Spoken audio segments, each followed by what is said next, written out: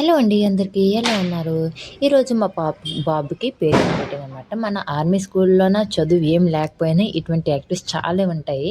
ఇంకా నెక్స్ట్ ఈరోజు లెక్స్ వారం ఫ్రైడే నుండి 1 వీక్ వరకు ఇక్కడ దివాళీ హాలిడేస్ అంట. సో, అందుకనేసి ముందు రోజే ఇలా పేరెంట్స్ మీటింగ్ పెట్టేసి మొన్నే ఒక టర్మ్ 1 ఎగ్జామ్స్ అయ్యి దాని రిజల్ట్స్ ఈరోజు వచ్చాయి. ఆ పేరెంట్స్ మీటింగ్ దాని గురించే అనమాట.